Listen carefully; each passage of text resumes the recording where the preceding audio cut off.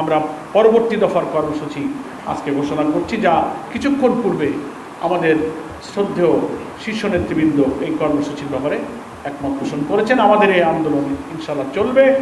দফায় দফায় শীর্ষ নেতৃবৃন্দ পরিস্থিতির আলোকে এই গণভোটের গণরায় বাস্তবায়ন শীর্ষে, আর প্রত্যেকটি সময়ের চলমান জনদুর্ভোগ সম্পর্কে আন্দোলনও আমাদের ইস্যুতে থাকবে। আমরা সেই কর্মসূচিগুলো আপনাদের কাছে একে একে ঘোষণা করছি। আমরা আপাতত এই দফায় 18ই এপ্রিল থেকে আগামী 2রা মে পর্যন্ত আমরা এই পরবর্তী দফার কর্মসূচি এক এক করে বলছি। 18ই এপ্রিল থেকে 2রা মে পর্যন্ত যে কর্মসূচি আমরা আজকে শীর্ষ নেতৃবৃন্দ, প্রথম 18ই এপ্রিল শনিবার 11 দলের উদ্যোগে রাজধানী ঢাকায় গণমিছিল অনুষ্ঠিত হবে ইনশাআল্লাহ।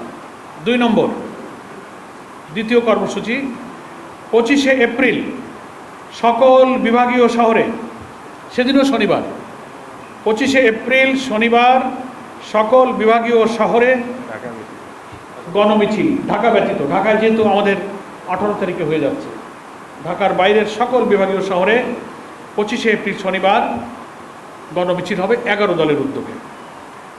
তৃতীয়, মে মাসের 2 তারিখ 2রা মে, সেদিনও শনিবার, প্রত্যেকটি জেলা হেডকোয়ার্টারে জেলা 11 দলের উদ্যোগে বিশাল বিশাল গণমিছিল জেলা সদরে অনুষ্ঠিত হবে ইনশাআল্লাহ।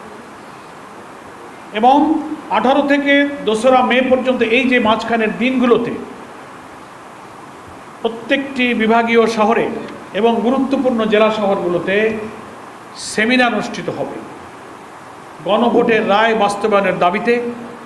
তাদের সৃষ্ট যে রাজনৈতিক সংকট, সংবিধানের অপব্যাখ্যা এবং জাতীয় সংসদে বিরোধী দলের দাবি, তাদের নোটিশ, সব কিছু উপেক্ষা করে কর্তৃত্ববাদী শাসনের দিকে যে দেশ ধাবিত হচ্ছে তার বিরুদ্ধে বিদগ্ধ প্রবন্ধকাররা প্রবন্ধ লিখবেন, বিদগ্ধ আলোচকরা আলোচনায় অংশ নেবেন। প্রত্যেকটি বিভাগীয় শহর এবং গুরুত্বপূর্ণ জেলা সদরে 18 থেকে আগামী 2রা মে পর্যন্ত, 18 এপ্রিল থেকে লিফলেট বিতরণ এবং সেমিনারের আয়োজন চলবে জেলায় জেলায় এবং বিভাগে বিভাগে।